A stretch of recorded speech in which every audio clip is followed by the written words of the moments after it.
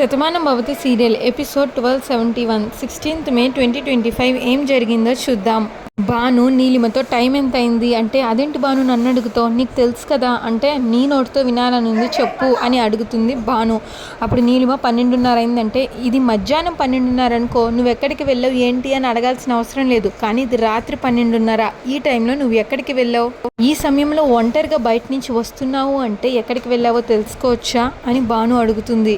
నీలిమ చిన్న పని మీద బయటికి వెళ్ళాను అంటే, ఎవరికి చెప్పి వెళ్ళావు అని అడుగుతుంది. నేను ఎవరికి చెప్పి వెళ్ళలేదు భాను అంటుంది నీలిమ.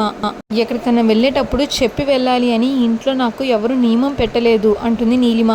అందుకే నా పని మీద నేను బయటికి వెళ్ళాను అని నీలిమ అంటుంది. అప్పుడు భాను, ఆ పని ఏంటో తెలుసుకోవచ్చా, అదే ఇంత అర్ధరాత్రి వేళ నువ్వు వెలగబెట్టిన రాజకార్యం ఏంటో మేము తెలుసుకోవచ్చా అని భాను అడుగుతుంది. దానికి నీలిమ, చూడు భాను, నేనేం మాట్లాడినా సరే నీకు తప్పుగానే అనిపిస్తుంది, ఇప్పుడు నేనేం చెప్పినా సరే అది నీకు అబద్ధం లాగానే అనిపిస్తుంది, అందుకే నేనేమి మాట్లాడకుండా మౌనంగా ఉండడం మంచిది అని నిర్ణయించుకున్నాను అని నీలిమ అంటుంది. అప్పుడు భాను, నీ నక్క తెలివితేటలు నా దగ్గర చూపించాలి అనుకోకు, నువ్వేంటో, నీ బుద్ధి ఏంటో, అసలు నీ స్వరూపం ఏంటో పూర్తిగా తెలిసిన మనిషిని నేను.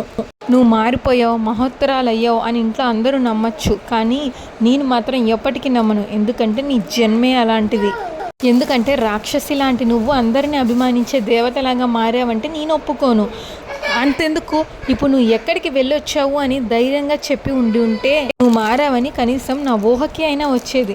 ఇప్పుడు కూడా నువ్వు సమాధానం దాటివేయడానికే ప్రయత్నిస్తున్నావు, అందుకే నీ బుద్ధి ఇంకా మారలేదని నేను తెలుసుకున్నాను అని అంటుంది భాను. నీలిమ, భాను, నువ్వు నా గతాన్ని పట్టుకొని తిడుతున్నావు, ఇప్పుడు నీ గతం అనేది నీతో లేదు, అలానే గతంలో ఉన్నట్లు నేను లేను, మార్పు అనేది సహజం, అది నువ్వు అర్థం చేసుకుంటే అర్థమవుతుంది, నేను మారానని నీకు తెలుస్తుంది అంటుంది నీలిమ.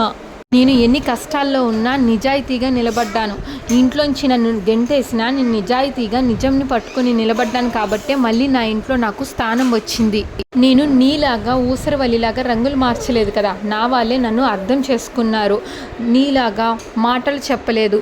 ఆ రోజు ఈ రోజు ఎప్పుడూ కూడా నేను నిజం వైపుగానే ఉన్నాను, నిజాయితీగా ఉన్నాను, అందుకే నా ఇంట్లో నా స్థానం నాకు పదిలంగా ఉంది. నువ్వు ఇప్పటికీ నటనలోనే ఉన్నావు, ఇప్పుడు కూడా నటిస్తూనే ఉన్నావు, అందుకే ఎక్కడికి వెళ్ళావు అని అడిగితే సమాధానం చెప్పలేక ఏదేదో చెప్తున్నావు. నిన్ను ఎలా నమ్మాలి, ఇప్పుడు నిన్ను ఏం చేయొచ్చు, అందరిని పిలిచి గొడవ పట్టచ్చు, కానీ నాకు అది ఇష్టం లేదు, నీ గురించి నా వాళ్ళందరూ బాధపడటం నాకు నచ్చట్లేదు అని భాను అంటుంది. దానికి నీలిమ, పోనీలే భాను, నువ్వన్న నా వాళ్ళలోనే నేను కూడా ఉన్నాను, ఏదో ఒక రోజు నేను కూడా మీ మనిషినే అని నువ్వు కూడా తెలుసుకుంటావు అని నీలిమ అంటే, భాను, అది ఈ జన్మలో జరగని పని, నిన్ను నా అనుకోవడం ఈ కంఠంలో ఊపిరున్నంత వరకు జరగని పని, ఎందుకంటే నీ బుద్ధి ఏంటో నాకు తెలుసు అని ఎప్పుడో చెప్పాను కదా, ఈ విషయంలో ఇప్పుడు కూడా నేను గొడవ పెట్టలేక కాదు, ఇంట్లో అతిథులున్నారు, ఈ నట్టింట్లో ఇలాంటి సమస్యలు ఉన్నాయని, ఇంట్లో ఇలాంటి రాక్షసు ఉందని వాళ్ళకి తెలియకూడదు కాబట్టే నేను మౌనంగా ఉన్నాను, వెళ్ళు అంటుంది భాను. నీలిమ అక్కడి నుంచి వెళ్ళిపోతుంటే, ఆగు, నువ్వు ఎక్కడికి వెళ్ళావని నిన్ను అడగాల్సిన అవసరం నాకు లేదు, కానీ ఒకటి గుర్తుపెట్టుకో, నువ్వు చేసే ప్రయత్నం నన్ను ఆయన్ని విడగొట్టేదైతే మాత్రం నేను అస్సలు ఊరుకోను అంటుంది భాను. ఇదివరకు ఇట్లా కోపాన్ని పెంచుకొని నాలో నేను బాధపడను, నిన్ను చంపి పాతి పెడతాను, నా కుటుంబం జోలికి వచ్చినా నా జోలికి వచ్చినా నీ అంతు చూస్తాను అని భాను అంటుంది. ఇంకా నీలిమ తన మనస్సులో, నేను ఎక్కడికి వెళ్ళానో నీకు తెలియదు భాను, అజయ్ హాస్పిటల్లో ఉన్నాడు అనుకొని వెళ్ళాను, కానీ అజయ్ ఎక్కడ లేడు, దైవం వాళ్ళ అబద్ధం ఎందుకు చెప్పిందో నాకు అర్థం కావట్లేదు, ఇప్పుడు నా పరిస్థితి ఏంటో నాకే తెలియట్లేదు, నీకేం చెప్తాను అనుకుంటుంది నీలిమ. ఇంకా నీలిమ మార్నింగ్ కార్తిక్ దగ్గరకు వస్తే, wish you many more happy returns of the day Neelima అని విష్ చేస్తాడు. థ్యాంక్ యూ కార్తిక్, నువ్వు నన్ను ఆశీర్వదించు అంటే, ఎందుకు విష్ చేశాను కదా ఇప్పుడు ఇవన్నీ ఎందుకు అని కార్తిక్ అంటే, ఈలోగా శారద వచ్చి, అదేంటి బాబు అలా అంటారు, మీరు తన మెడలో తాళి కట్టిన భర్త, కనీసం నా కూతురు ఆ భాగ్యానికి కూడా నోచుకోలేదా బాబు, మీరు దీవిస్తే తను కూడా ఆనందిస్తుంది కదా అని అంటుంది. స్నేహ కూడా, చూడండి కార్తిక్ గారు, మీరు మంచివారు, ఆ విషయం మాకు తెలుసు, నీలిమ కూడా మిమ్మల్ని ఎంతగానో అభిమానిస్తుంది, ఆరాధిస్తుంది, అందుకే భాను ఎన్ని మాటలన్నా తను పడుతుంది, ఎన్ని అవమానాలు ఎదురైనా తను పడుతుంది, ఈరోజు పుట్టినరోజు తనది, కనీసం ఈ రోజైనా తను కోరుకున్నట్లు మీరు చేస్తే బాగుంటుంది అని అంటుంది స్నేహ. అప్పుడు నీలిమ, భయపడక కార్తిక్, భాను పూజ గదిలో ఉంది, దేవుడికి దండం పెట్టుకుంటుంది, తను ఏం చేస్తుందో చూశాకే నేను ఇక్కడికి వచ్చాను, ఇప్పుడప్పుడే తను ఇక్కడికి రాదు అంటుంది నీలిమ. కార్తిక్ నీలిమ తల మీద అక్షంతలు వేసి, ఇప్పుడు హ్యాపీ కదా అంటే, శారద, అదేంటి బాబు నెత్తి మీద 4 అక్షంతలు వేయగానే సంతోషమా అన్నట్లు మాట్లాడుతున్నారు, ఈరోజు మీ పెళ్ళయ్యాక దాని మొదటి పుట్టినరోజు చాలా గ్రాండ్గా చేయాలి, దానికి ఎలాగో ఆ భాగ్యం లేదు, కనీసం మీ ఇద్దరు కలిసి గుడికన్నా వెళ్ళండి, అన్ని సమస్యలు తొందరలోనే చక్కబడి మీ ఇద్దరు కలిసి ఉండాలి అని కోరుకోండి అంటుంది శారద. అప్పుడు కార్తిక్ మీరేం మాట్లాడుతున్నారో మీకు అర్థమవుతుందా, నేను నీలిమ కలిసి ఉండడం ఏంటి అని అడుగుతాడు. అప్పుడు స్నేహ విడిపోవడానికి కాదు కార్తిక్ గారు, మీ ఇద్దరికి పెళ్లి చేసింది ఎప్పటికీ ఒకటిగా కలిసి ఉంటారని అని స్నేహ అంటుంది. అప్పుడు కార్తిక్ అయినా నా భాను తిరిగి వచ్చింది కదా, నా మనసులో భాను ఉందన్న సంగతి నేను నీలిమకి ఎప్పుడో చెప్పాను, తను కూడా అన్నీ తెలిసే ఈ పెళ్ళికి ఒప్పుకుంది, ఇప్పుడు మీరు అలా ఎలా మాట్లాడుతున్నారు అని అడుగుతాడు కార్తిక్. అప్పుడు నీలిమ కార్తిక్ నీ మనసు ఏంటో నాకు పూర్తిగా తెలుసు, అందుకే నేను ఎప్పుడు కూడా నీకు దగ్గరగా ఉండాలి అని కోరుకోలేదు, నీ నీడలాగా ఉండాలి అని కోరుకున్నాను, నా కళ్ళ ముందు నువ్వు ఉండాలి అని కోరుకుంటున్నాను, కనీసం ఆ భాగ్యం కూడా నాకు లేదా అని నీలిమ అడుగుతుంది. అప్పుడు కార్తిక్ అందరం ఒకే ఇంట్లో ఉంటున్నాం కదా, మళ్ళీ ఈ మాటలు ఎందుకు అని అడుగుతాడు. ఇప్పుడు శారద అవును బాబు, అందరం కలిసి ఒకే ఇంట్లో ఉంటున్నాం, అందరూ కలిసి ఉంటున్నారు, కానీ నీలిమని మాత్రం ఈ భాను శత్రువులాగా పరాయి మనిషిలాగా చూస్తుంది అని అంటుంది శారద.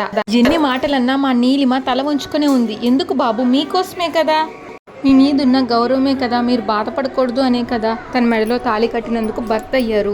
భర్త అంటే భార్య బాధను పంచుకునేవాడు, భార్యతో ఆనందాన్ని పంచుకునేవాడు అయ్యుండాలి, అప్పుడే భర్త అన్న పదానికి అర్థం ఉంటుంది అని శారద అంటే ప్లీజ్ అండి, అన్ని విషయాలు నీలిమ అర్థం చేసుకుంటే మీరెందుకు ఇలా మాట్లాడుతున్నారో నాకు అర్థం కావట్లేదు అని కార్తిక్ అంటాడు. మీకు మీ భార్య మీద అభిమానం ఉంది, మీకు కాదనట్లేదు, కానీ మాకు మా నీలిమ మీద ప్రేమ ఉంటుంది కదా, తన పుట్టినరోజు నాడు కూడా ఇలా బాధపడుతూ మాటలు పడుతూ తను ఇలా ఇంట్లో ఉండడం మాకు కష్టంగానే ఉంటుంది కదా. సర్లేండి, అన్ని విషయాలు అందరికీ తెలిసినప్పుడు దీని గురించి ఇంకా మాట్లాడుకోవడం అనవసరం, కనీసం మీ ఇద్దరు ఈరోజు గుడికి వెళ్ళి గుడిలో పూజ చేయించుకోండి, ఆ ఆనందం అన్నా నా చెల్లెలికి వచ్చేలాగా చెయ్యండి అని అడుగుతుంది స్నేహ.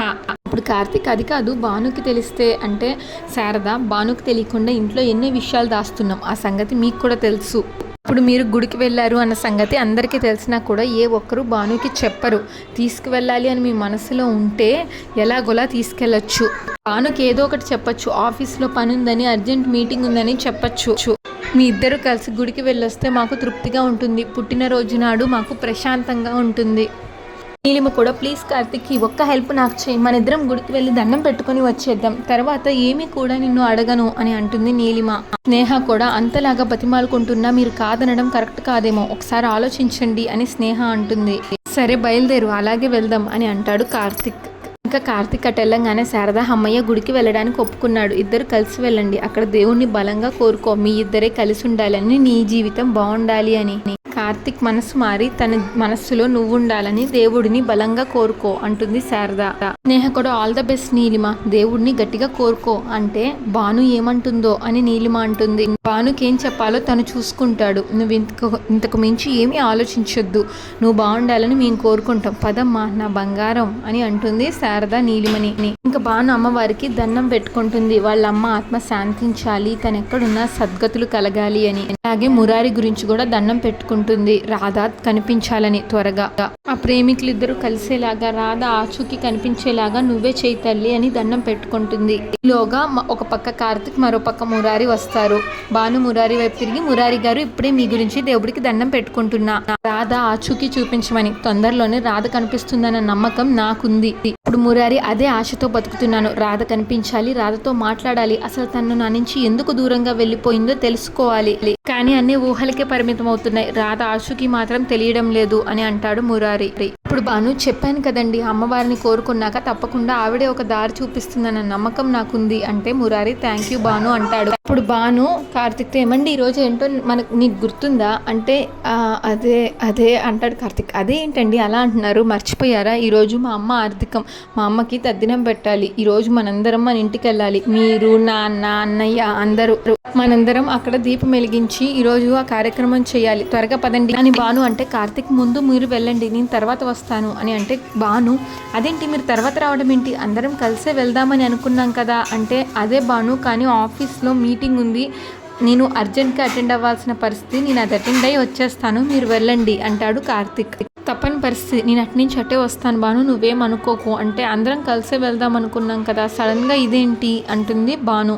ప్లీజ్ బాను, తప్పని పరిస్థితి అర్థం చేసుకో అంటే, బాను భలేవారండి, మీరు నాతో ఏమైనా అబద్ధం చెప్తారా, లేక నాతో రావడం ఇష్టం లేక మీరు అలా చెప్తున్నారు అని నేనెందుకు అనుకుంటాను. మీరేంటో నాకు పూర్తిగా తెలుసు కదా. ఎంతో తప్పని పరిస్థితి అయితే తప్ప మీరు నాకు ఇలా చెప్పరు. సరే ముందు మేము వెళ్తాం, తర్వాత మీరు వచ్చేయండి అంటుంది బాను. థ్యాంక్స్ బాను, నన్ను అర్థం చేసుకున్నందుకు అని కార్తిక్ ఉంటే, బాను ఎంతో ముఖ్యమైన పని ఉంటే తప్ప మీరు ఇలా మాట్లాడరు, లేకపోతే మీరు నా మాటకి ప్రయారిటీ ఇస్తారు, నా మాటని గౌరవిస్తారు, నేనంటే ప్రాణం పెడతారు. అలాంటి మీరు నాతో ఈ మాట అంటున్నారంటే ఆ పరిస్థితి ఏంటో నేను అర్థం చేసుకోగలను. మీరు వెళ్ళిరండి అంటుంది బాను. థ్యాంక్స్ బాను అంటాడు కార్తిక్. ఇంకా బాను పార్దుతో, అన్నయ్య మనం మన ఇంటికి వెళ్దాం అనుకుంటున్నాం కదా, నువ్వు రెడీ అయినా అంటే, పార్దు నేను ఎప్పుడు రెడీ అమ్మా, నువ్వు పూజ అయ్యాక వెళ్దాం అంటున్నావు కదా, అందుకే నేను కొన్ని పని ఉంటే చూస్తున్నాను అంటే, పూజ అయిపోయింది అన్నయ్య వెళ్దామని అంటే, అప్పుడు పార్దు చాందినితో, చాందిని నువ్వు ఈ డిజైన్స్ అన్నీ చెక్ చేసి కొన్ని ఫైనల్ చేయి ఓకేనా అని చెప్పి పదమ్మ అంటాడు పార్దు. ఇంకా ఐడి కార్డ్ ఫొటోస్ చూస్తుంటే సడన్గా చాందినికి రాధ ఫోటో కనిపిస్తుంది. చాందిని, పార్దు వదిన ఫోటో ఏంటి ఇందులో ఉంది అని అడుగుతుంది. పార్దు చూసి ఇది బాను ఫోటో కాదు రాధ ఫోటో అనుకుంటా అంటాడు. ఇది రాధ ఫోటో, ఎక్కడ పోలికల్లో కూడా తేడా లేదు, మీ ల్యాప్టాప్ లోకి ఎందుకు వచ్చింది అని అడిగితే, రాయలసీమలో మన బ్రాంచ్ ఉంది కదమ్మా, అక్కడ ఎంప్లాయీస్ ఐడీస్ కార్డ్ కోసం ఫొటోస్ పంపించమని చెప్పాను, ఫొటోస్ చెక్ చేస్తుంటే ఫోటో వచ్చింది అంటాడు పార్దు. మన బ్రాంచ్ నుంచి ఈ ఫొటోస్ వచ్చినాయి అంటే ఈ అమ్మాయి ఖచ్చితంగా మన బ్రాంచ్లోనే వర్క్ చేస్తూ ఉంటుంది అంటాడు పార్దు. వెంటనే బాను మురారి గారు అంటూ ఆ ఫోటోని తీసుకెళ్తుంది. మురారి చూసి ఈ ఫోటో రాధదే, రాధ ఫోటో అంటే తను ఎక్కడుందో తెలిసింది అంటాడు పార్దు. నువ్వు ఎక్కడుంది నా రాధ ఎక్కడుంది, ఎక్కడ అనో కంగారు పడిపోతాడు మురారి. తను రాయలసీమలో మా ఆఫీస్లో పనిచేస్తుంది, ఇన్ని రోజులు మాకు తెలియలేదు, మేము ఇప్పుడే చూసాం అంటాడు పార్దు. అప్పుడు ఊర్మిళ చాలా ఆశ్చర్యంగా ఉంది, మన ఆఫీస్లో పనిచేస్తున్న అటువంటి స్టాఫ్ మనకు తెలియకపోవడం ఏంటి, అది కూడా బాను పోలికలతో ఉన్నటువంటి అమ్మాయి అంటే ఎవరైనా చెప్తారు కదా అంటుంది ఊర్మిళ. అప్పుడు చాందిని, మమ్మీ మనం ఇక్కడ ఎలా ఉంటాము అన్నది వాళ్ళకి తెలియదు కదా, నేను పార్దు తప్ప ఆఫీస్కి ఇంకెవ్వరూ వెళ్ళలేదు, అందుకే వాళ్ళకి ఈ విషయం తెలీదు అని చాందిని చెప్తే, ఓ అంటుంది ఊర్మిళ.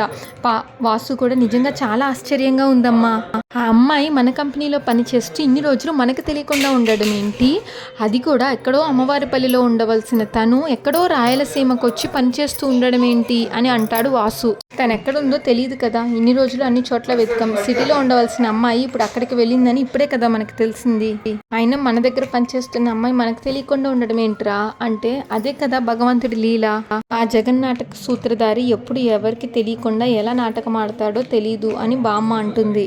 అంతవరకు ఎందుకు, బాను లేదని ఇంకెప్పటికీ తిరిగి రాదని మనం అనుకున్నాం, కానీ రాధ రూపంలో మురారి ఇంట్లోనే ఉంది, తర్వాత మనకి నిజం బయట పెట్టింది, తర్వాత ఆ దైవమే మనకి నిజం తెలిసేలా చేసింది, రాధ ఆచూకీ కూడా ఇప్పుడు తెలిసేలాగా చేసింది అని బామ్మ అంటే, కార్తిక్ కూడా రియల్లీ వండర్ మురారి గారు, మీ శ్రమ ఫలించింది అంటాడు కార్తిక్.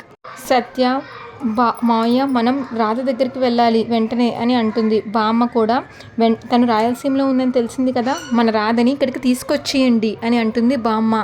ఇంకా మురారి ఏడుస్తాడు. మురారి గారు ఇంకా ఎందుకు ఏడుస్తున్నారు, బాధపడుతున్నారు, ఇప్పుడు తన ఆచూకీ తెలిసింది, వెంటనే వెళ్ళి కలుసుకోవచ్చు, మీరు వెంటనే బయలుదేరి అక్కడికి వెళ్ళండి, వెళ్ళి తనతో మాట్లాడండి అని బాను అంటే, అప్పుడు మురారి, ఇప్పుడే నేను సత్య అక్కడికి వెళ్తాం, మురారి గారు మీ ఇంటి అడ్రస్ నాకు మీ ఆఫీస్ అడ్రస్ నాకు చెప్పండి, నేను సత్య వెంటనే అక్కడికి వెళ్తాం అంటాడు మురారి. ఆను మీ ఇద్దరు వెళ్ళడం కాదు, మా అన్నయ్య కూడా మీకు తోడుగా వస్తాడు అని అంటుంది. అంతటితో ఎపిసోడ్ పూర్తవుతుంది. ఇంకా నెక్స్ట్ ఎపిసోడ్ ప్రోమోలో వాసు, బాను పాప కారులో వెళ్తూ ఏదైనా గుడికి వెళ్ళి అమ్మ పేరు మీద పూజ చేయించుకొని ఇంటికి వెళ్దాం అంటుంది బాను. గుడిలో కార్తిక్ని నీలిమని చూస్తుంది. కార్తిక్ ఈ చేత్తో నా నుదుటిన కుంకుమ పెట్టవా అని అడుగుతుంది నీలిమ. కరెక్ట్గా అదే టైంకి బాను, వాసు, పాప గుడికి వస్తారు, చూస్తారు. అంతటితో ఎపిసోడ్ పూర్తవుతుంది. Shatamanam Bhavati serial regular episode కోసం మా ఛానల్ సబ్స్క్రైబ్ చేసుకోండి. ఈ ఎపిసోడ్ పైన మీ అభిప్రాయాన్ని తప్పకుండా కామెంట్ చేయండి. Thanks for watching.